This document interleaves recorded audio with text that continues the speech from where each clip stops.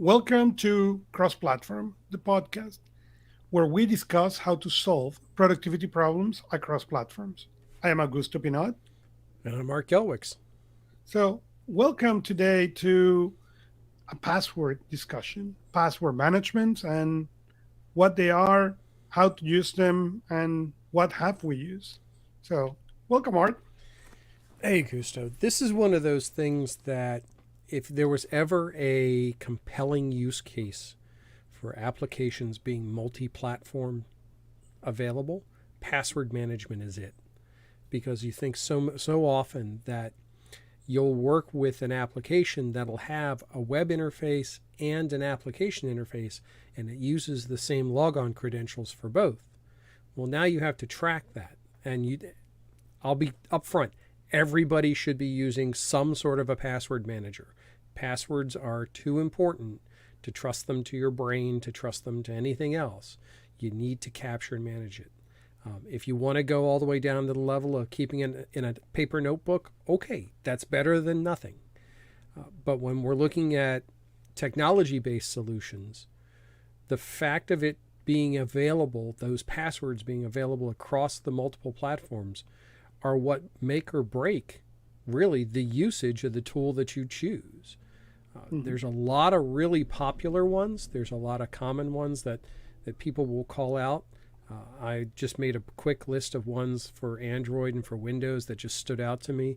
Ones like Dashlane and 1Password and NPass and LastPass, which is one of the big name ones.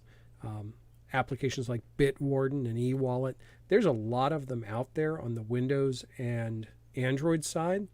I think on the iOS side, and Augusto, you can tell me better, there may be a lot of them, but there are clearly ones that are in the common lead for use on the iOS side.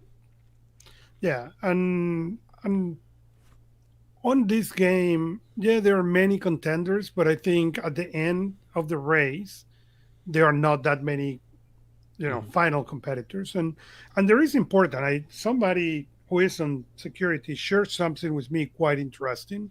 It's a graphical that says, "Are you in the green zone?" And the green zone means basically that you are safer from a hacker to brute force your password.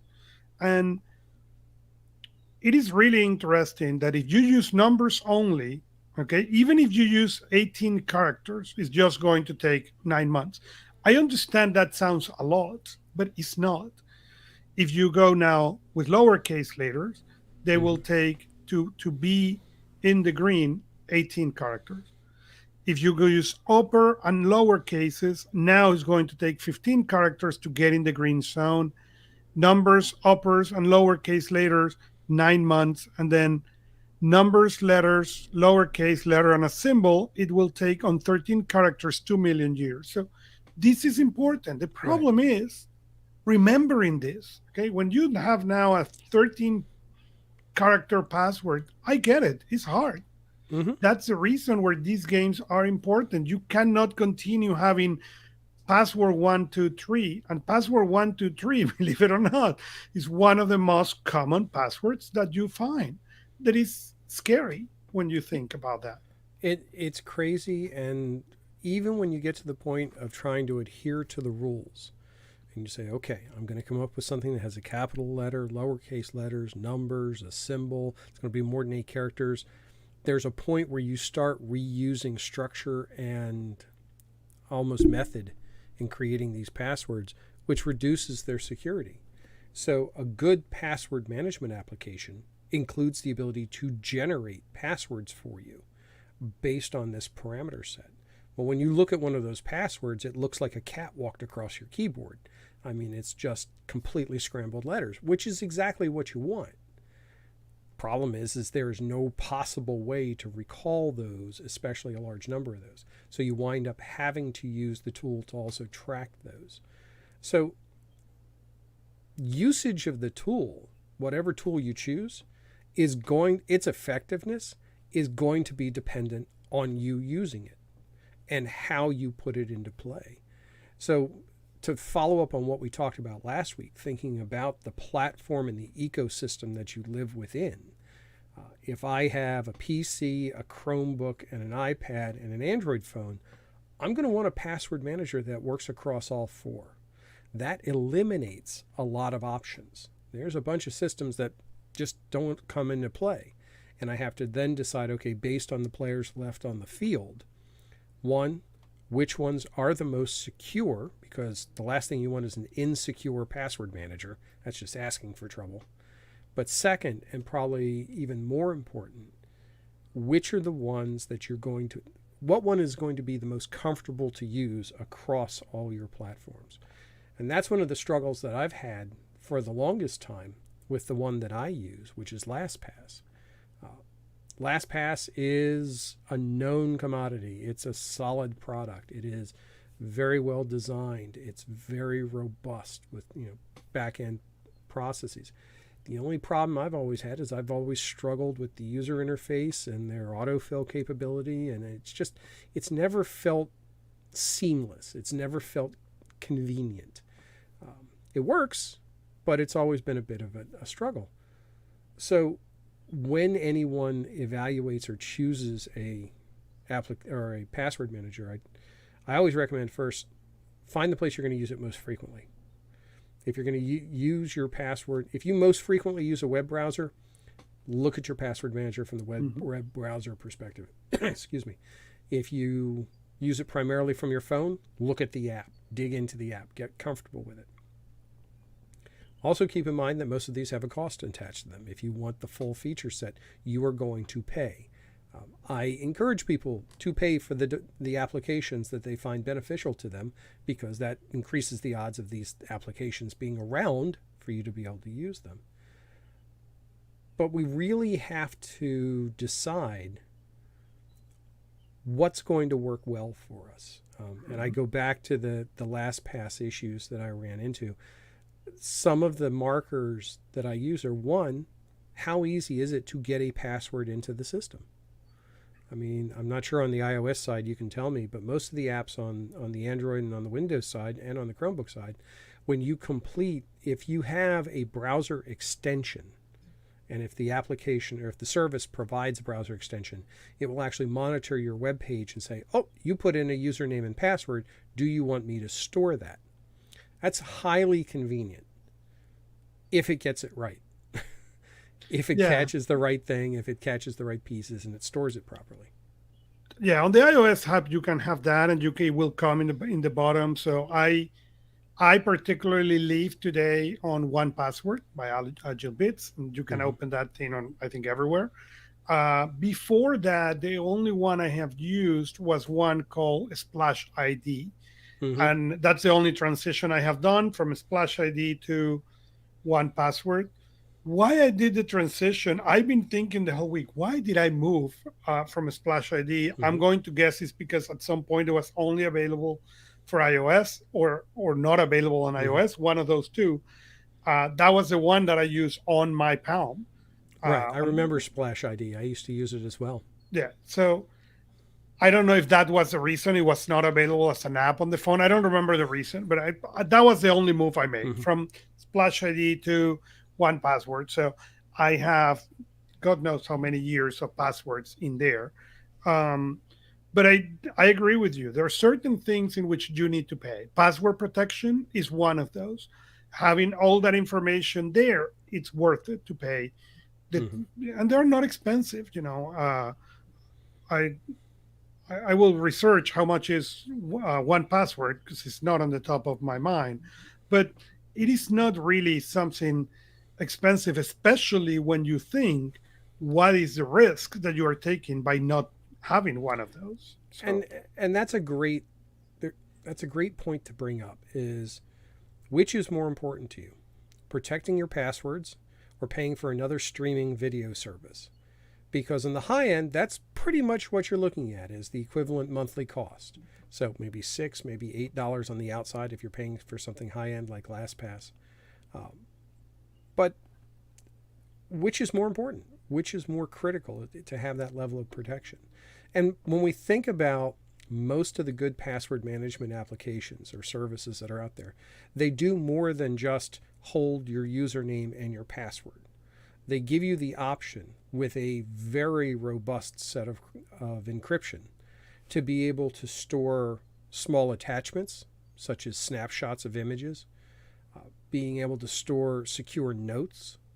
I've gone through and I have most everything that I keep in, say, a Firebox. I have photos of encrypted in my password management system. That way, should something happen, I at least have documentary evidence. Would I trust it to a cloud drive or something like that?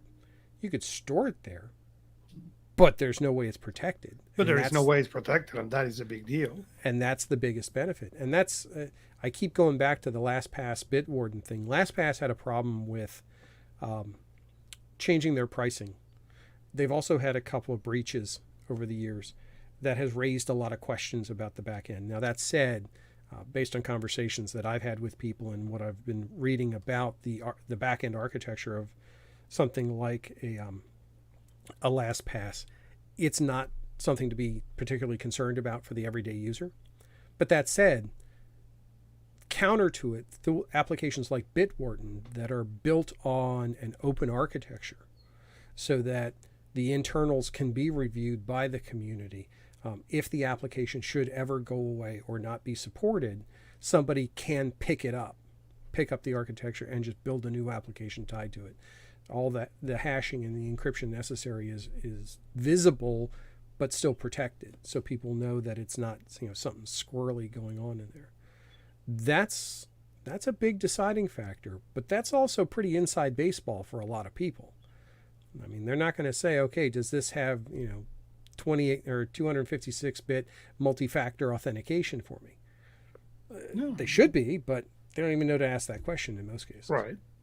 And that is the thing. That is, again, the thing on the importance of what is the tool you are going to pick and why. Because, yes, those things are important. And that's where, again, the number of options at the end of the day gets really, really small and really, really tiny.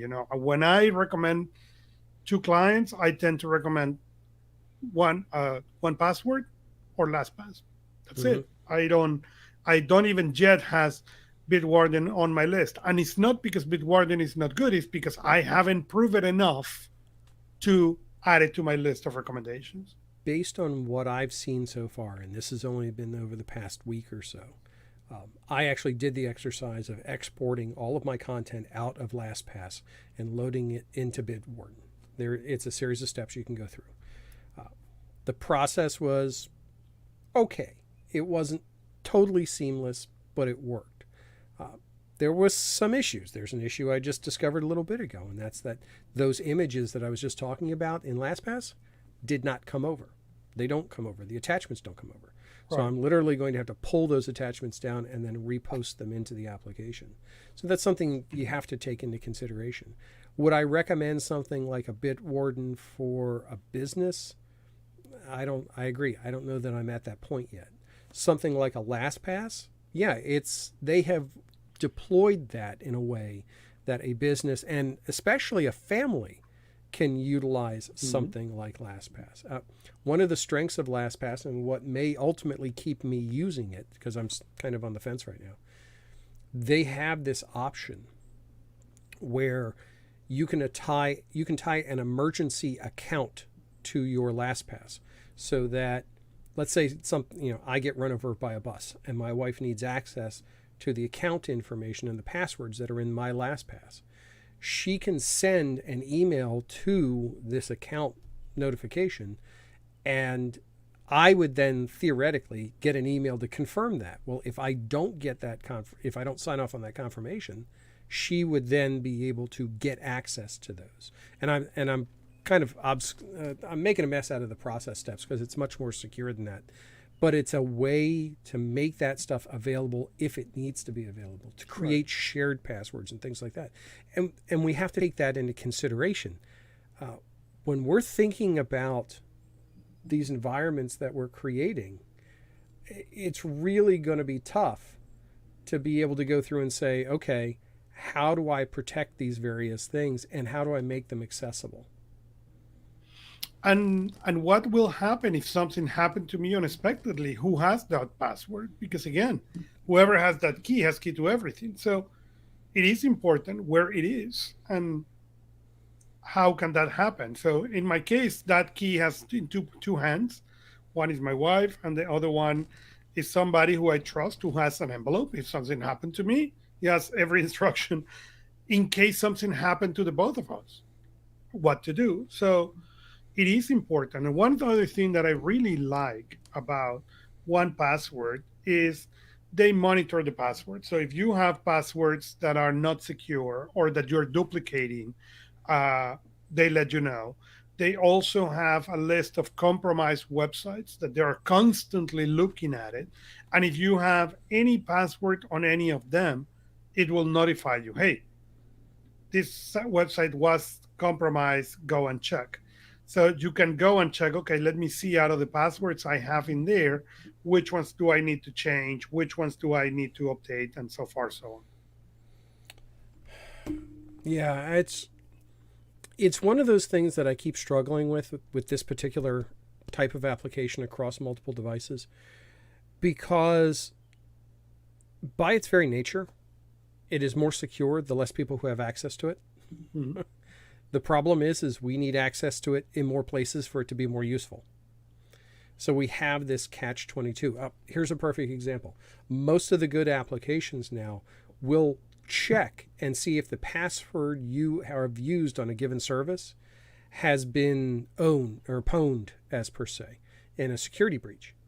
Most of the service good ones will do that now for you. That's great. It'll also go through and check and make sure that, hey, have you used this password in multiple places, and can we clean this stuff up? All right. I'm a big advocate of those functions, but I want to make sure that they don't take away from the core of here's the username, here's the password, here's what needs to go in. One of the things that's intrigued me is in this trial run of Bitwarden, I have not enabled its ability to autofill. Right. I just copy and paste. So it's one of those things where is this better? Is it worse?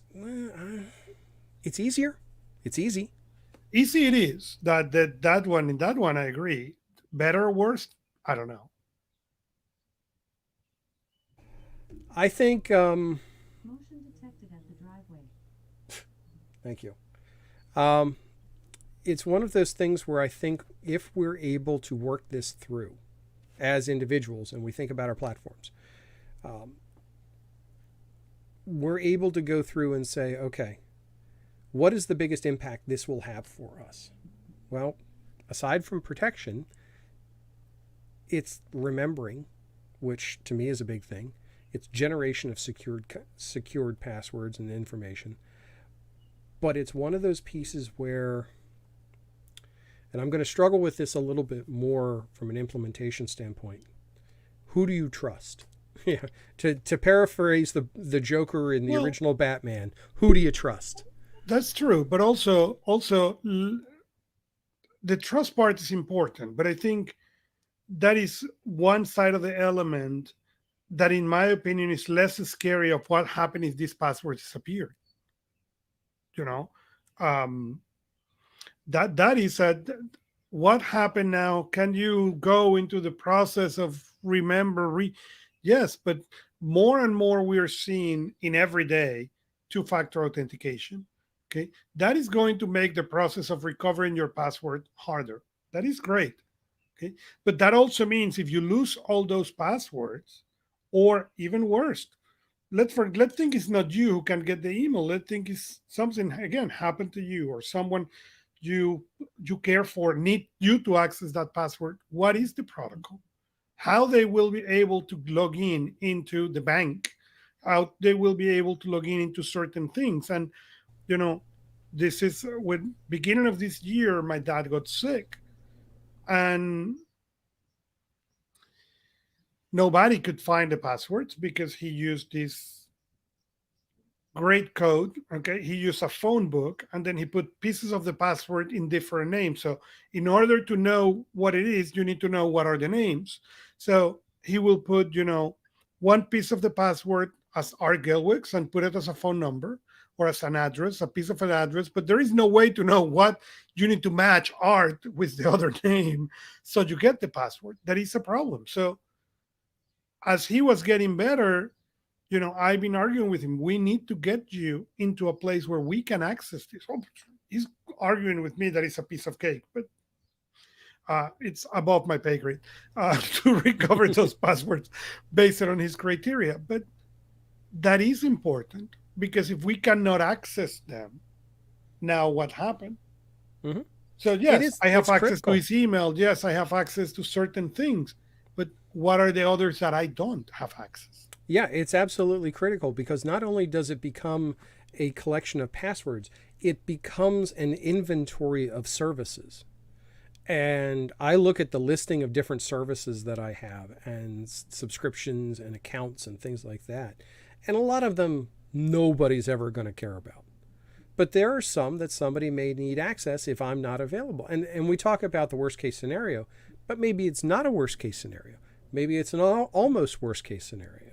Maybe it's a minor worst case scenario, but you still need access to that stuff. And I went through a similar thing when my dad passed away a few years ago. And my father-in-law passed away this year. It's one of those situations where it's really easy if you're working with it, but if you're not familiar with what to look for, it's incredibly difficult and it's incredibly stressful. Right.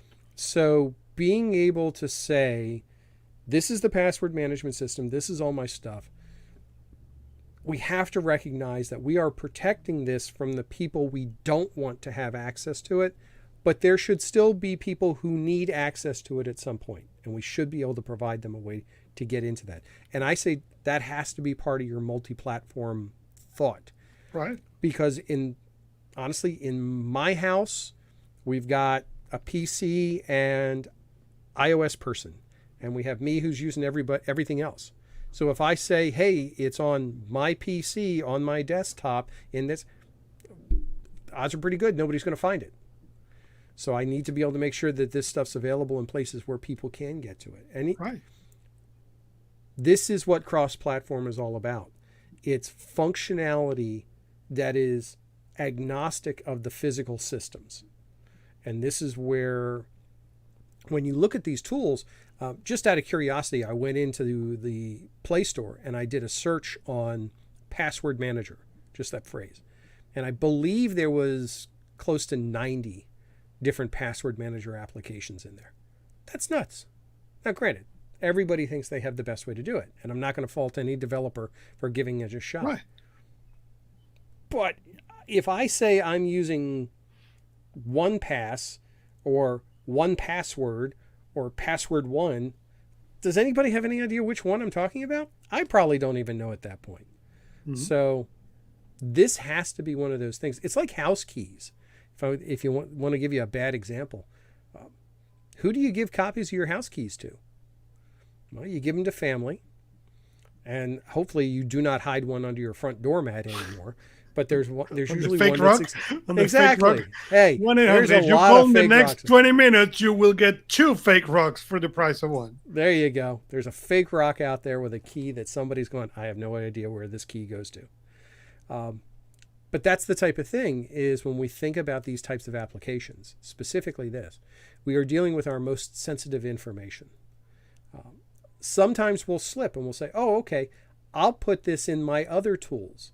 I'll put this in Evernote. I'll put this in Google Drive and I'll store my stuff there, create a document. Well, if we think about gathering these passwords like we were talking about a few minutes ago, those were really secure because unless you found the papers they were written on, you had no access to them. So is that an option? Well, it's an option. I don't recommend it, but it's an option. Well, but it happens. I had a friend who he needed something. He has his lock in his house. He's not worried because he's had the digital lock. And good friend, asked me, can you please go to my house and do this? And when I went there was no light.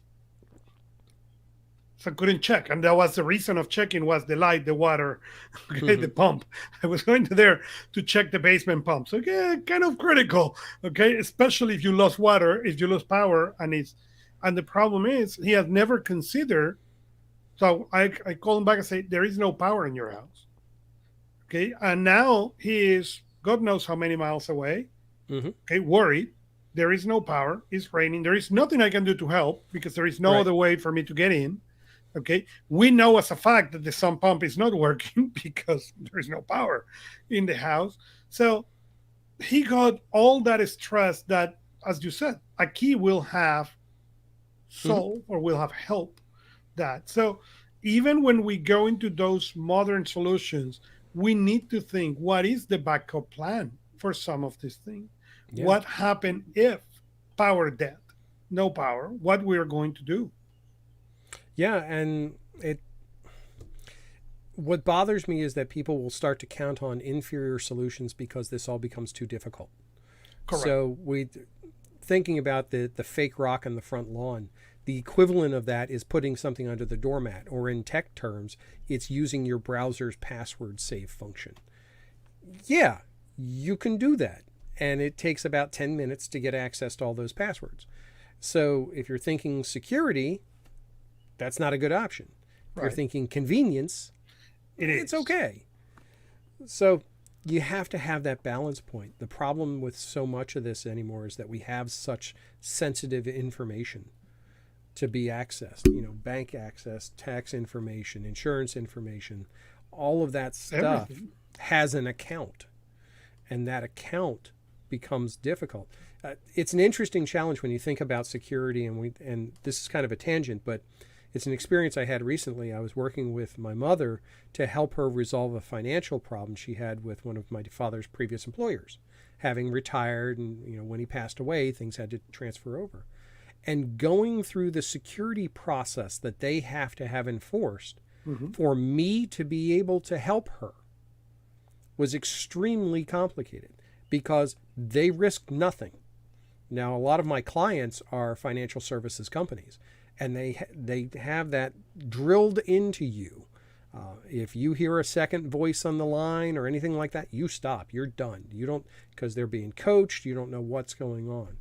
So when we think about things like security and like those pieces, if that has to be handed over to somebody, you're making their life easier. Not only does it help you, but it also helps whoever has to use these tools. Now, we've kind of gotten off on that tangent of No, no, but the I think it's deepness. important because I have experienced the same issue with my mother, and it's really a complex process that you need to understand is there. What are the reasons? It's not the person on the phone trying to be annoying to you. No, no, they're trying to secure your stuff. And I understand that sometimes this security seems to be against the convenience factor, but it is important to go above that convenience so you don't have to be really worried or really concerned later on. Mm-hmm. Yeah, and I think that's probably one of the biggest keys to this when we think about the password management piece. And I do want to take some time digging into how to choose a good one. Uh, but understanding the purpose of this being more than just keeping your Gmail account password someplace so you don't forget it. That's really why I almost belabored this point a little bit.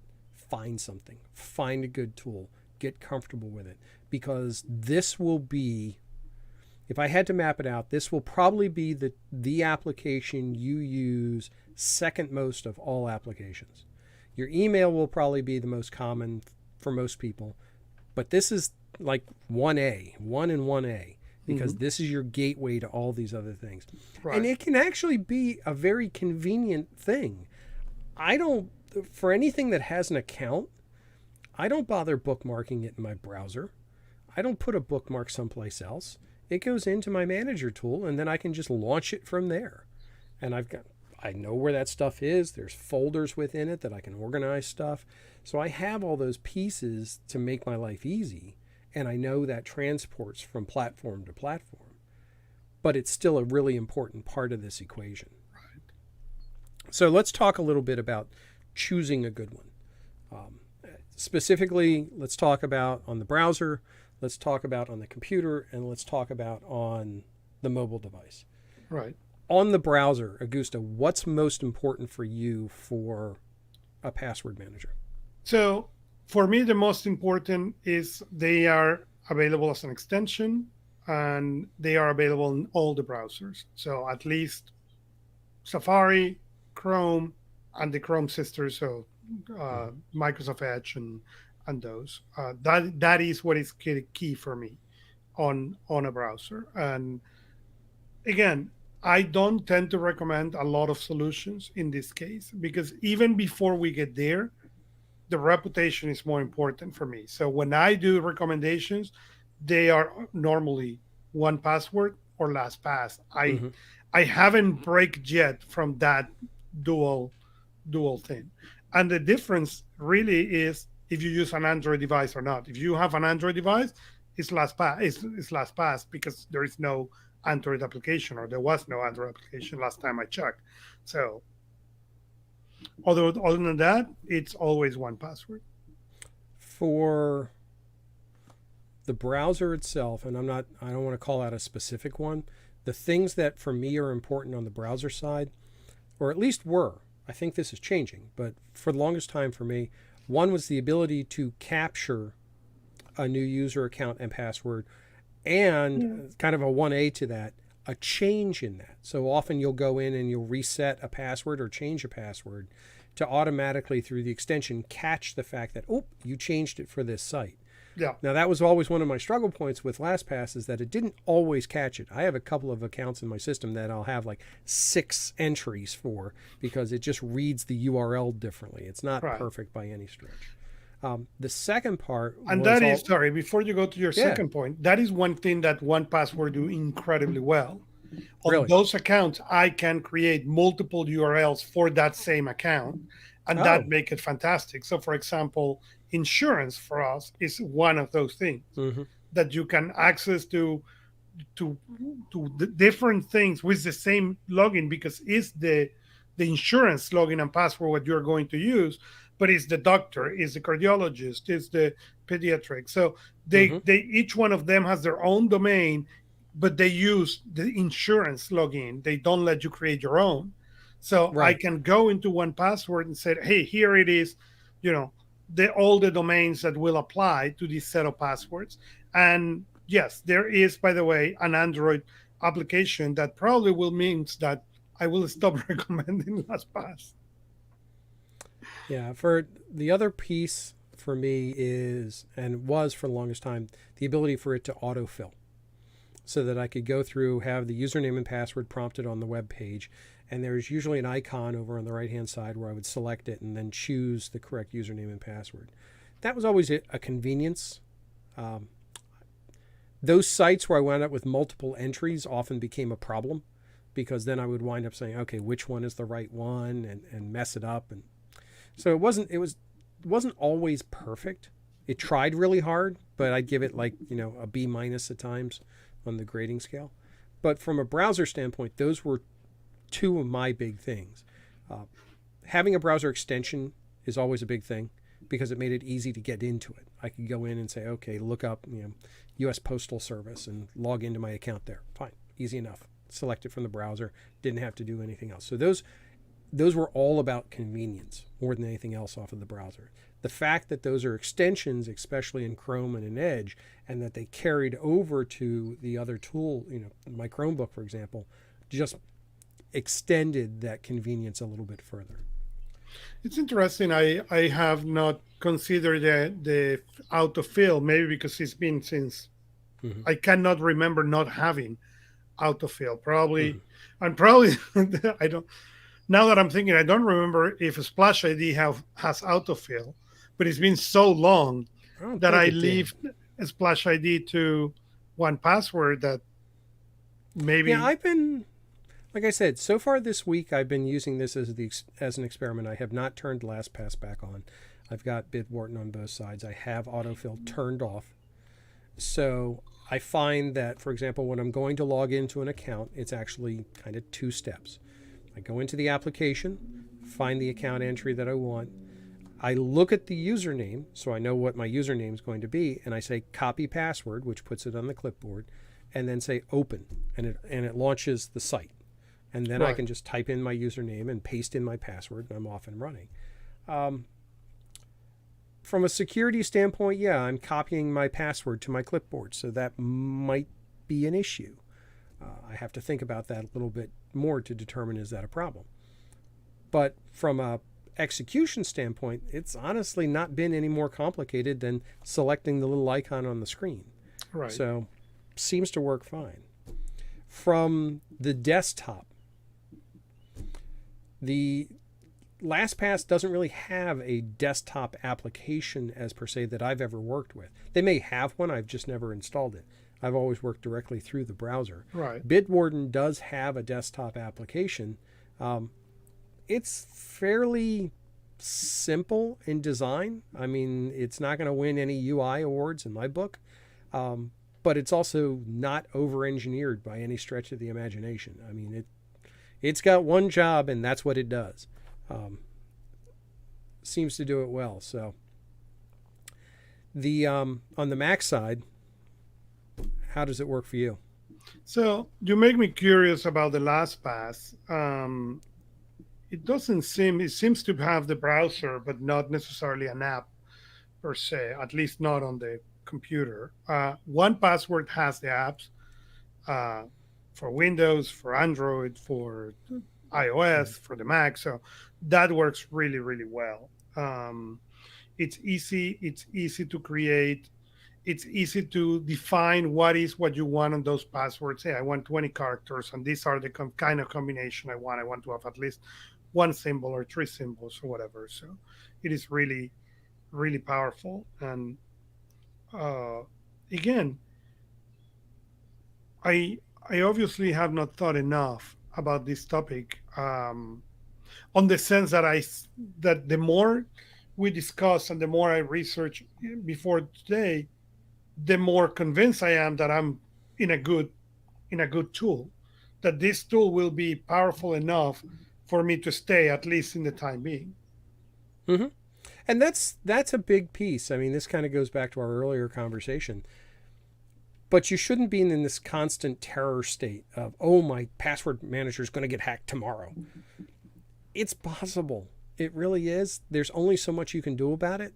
If you choose one that's robust, solid, has good encryption, 256K, look for that number. If you don't see that number, move on.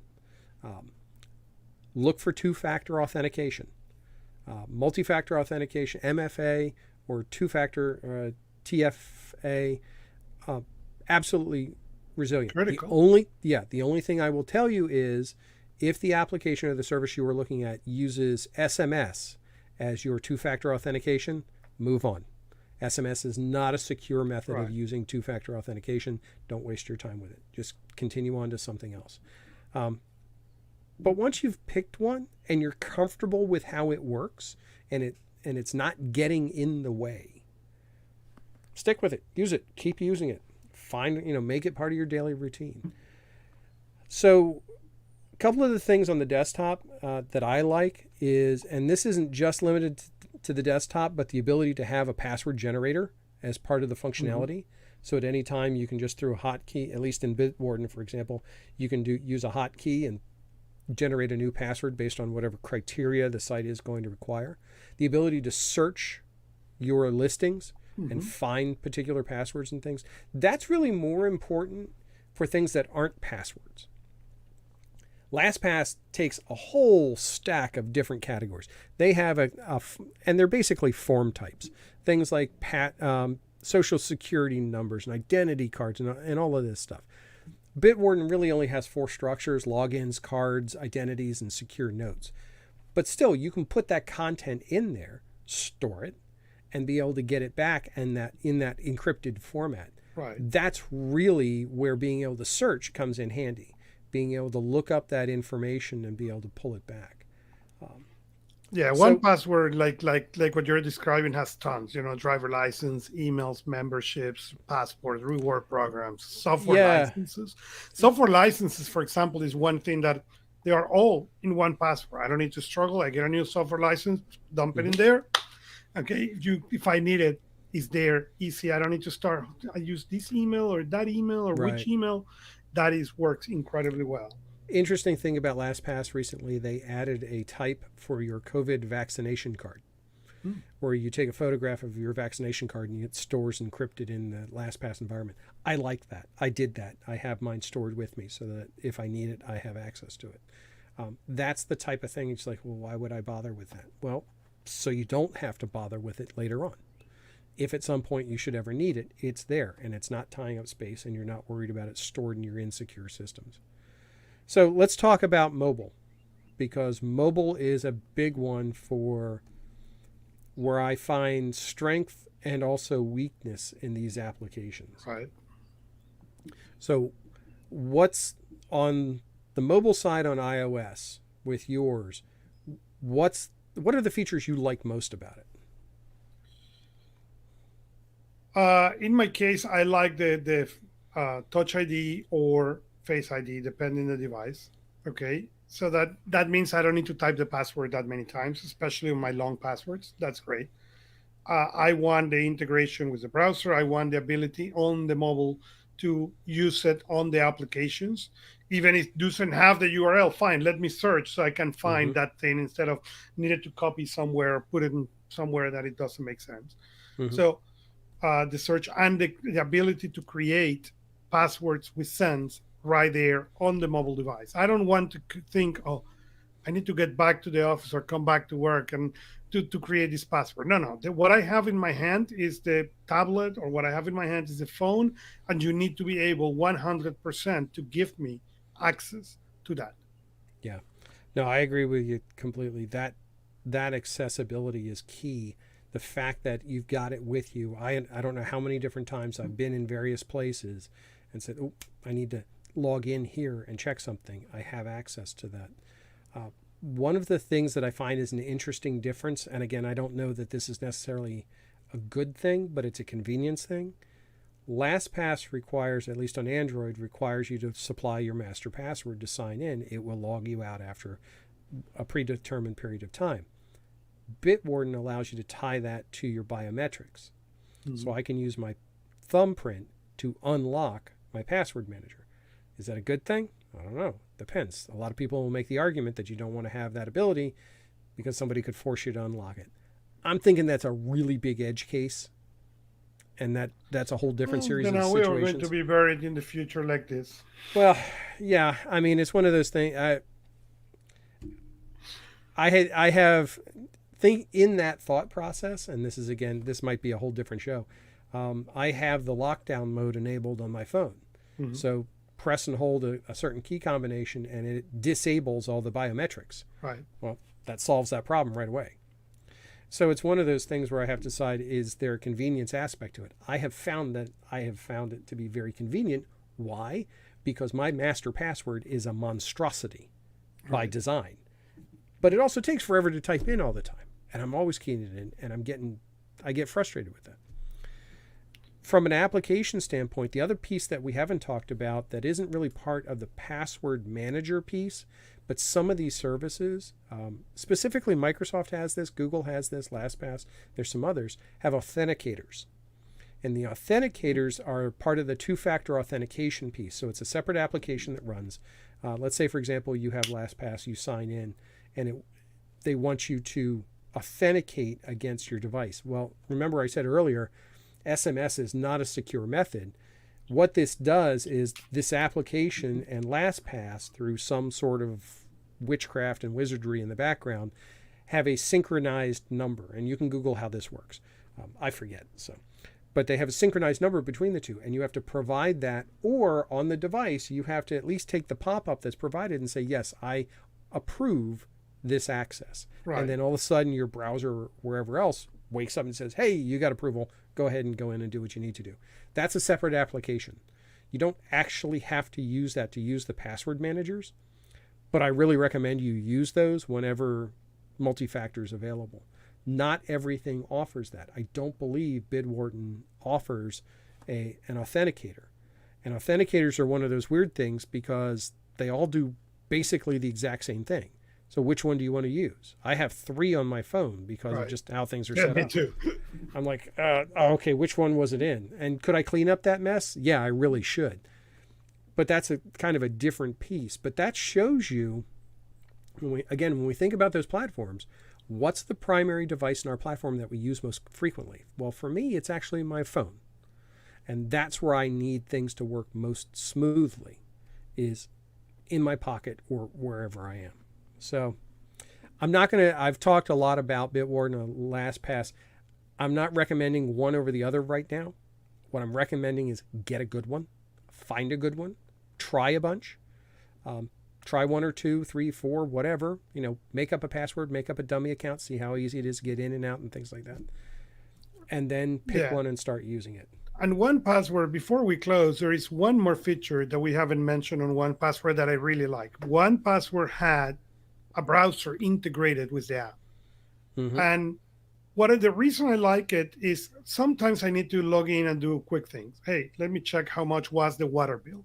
Okay. Mm-hmm. So instead of open that on Safari or on Chrome, that then will leave that breadcrumb. Okay. We'll leave that clue that you were there. We'll leave the possibility of I can do that quickly inside of that browser, look what I was looking for, and never anything leave the app. And I Mm-hmm. really, really like that because the app will flush that cache after a little bit and it will keep everything contained and more secure. So that's a feature that one password has that I particularly like.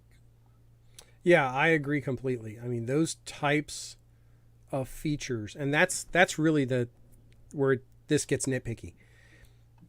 Once they all do the same thing, which they pretty much do effectively, generate passwords and protect them. It's the other features that will determine, is this a killer app for you? And that's where, again, I have to go back and say, try them out, play around with them. What's nice is what has always been the common knowledge or the gold standard isn't necessarily that anymore. We're seeing more and more competition in this space. Right. And competition's always a good thing because it compels the weak ones to get out and the strong ones to grow. So I agree with you. Competition helps everybody. When the tide race, it races every boat. So yes.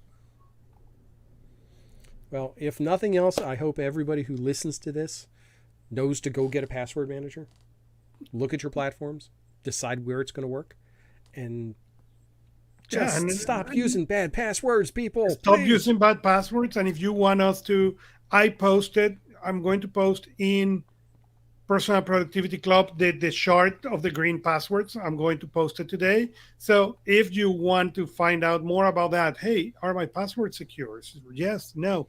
Go there and check it. So follow us where you like to listen podcasts, like us or subscribe to us and leave us a review. You can also interact with us, as I said, on Personal Productivity Club. We are Augusto Pinaud and Art Gelwicks, and see you next time from your favorite device.